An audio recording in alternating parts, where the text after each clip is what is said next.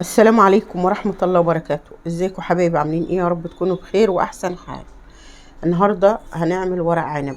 بصوا يا بنات، ورق العنب تعرفيه الورق اللي هو بتاع البنات ازاي؟ تعرفين ان الورقة تبقى خضرة كده وناعمة، والورقة بتاعتها لا تبقى كبيرة قوي ولا صغيرة قوي، الورق اللي هو الوسط ده كده.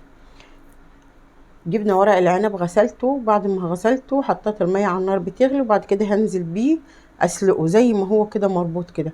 بمسك العنقود كده وبغسله لحد ما ينضف كده خالص، وبعد كده بسلقه يا بنات. بحط مية وملح وانزل بيه كده يضبط يغير لونه كده، واجي مطلعه على طول زي ما انتوا كده هتشوفوا. هتاكلوا احلى ورق عنب، جميل جدا جدا ان شاء الله هيعجبكم.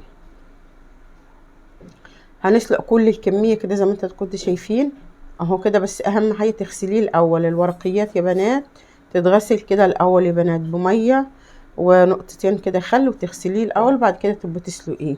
سلقنا كده ورق العنب يا بنات، بعد كده هنقول لكم هنعمل ايه تاني.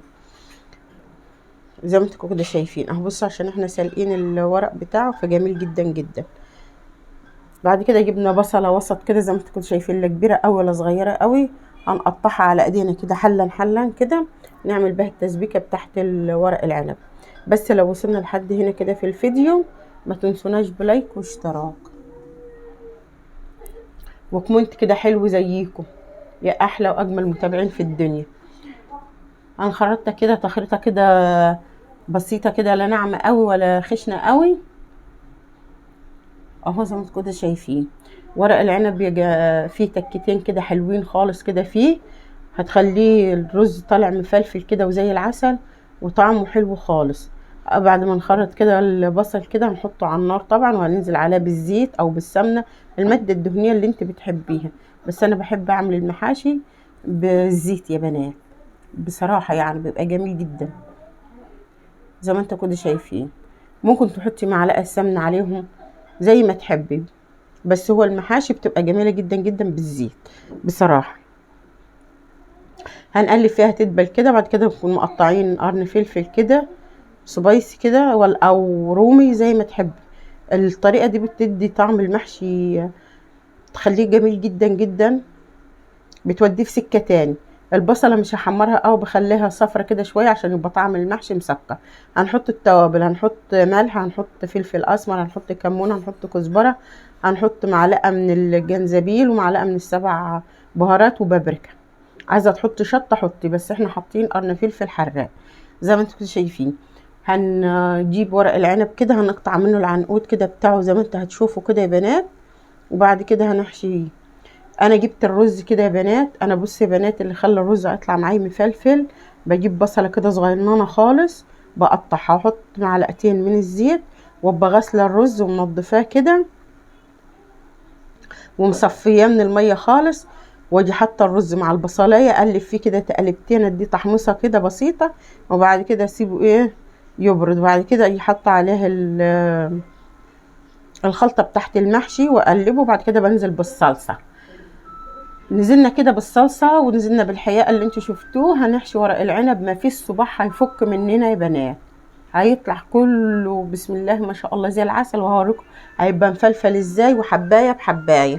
بصوا يا بنات هنلف ازاي ورق العنب اهو، ما فيش صباع منه هيفك، سهل جدا جدا لف ورق العنب يا بنات، منتهى السهوله. بصوا اهو كده جميل جدا جدا بسم الله ما شاء الله. بصوا وهوريكم ما فيش صباع هيفك منه بسم الله ما شاء الله. كان طعمه حكايه حكايه، طعمه حلو خالص والله يا بنات.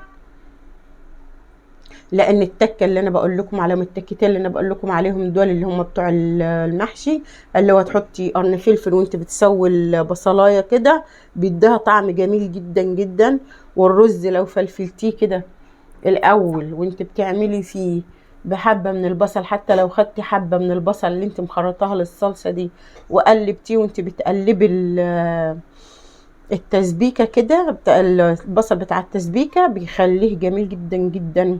انا حطيت هنا كده بصلايه في قعر الحله، ممكن انتوا تحطوا العنقود بتاع العنب او تحطوا اي حاجه تاني لان البصل غالي، فاللي يريحكم.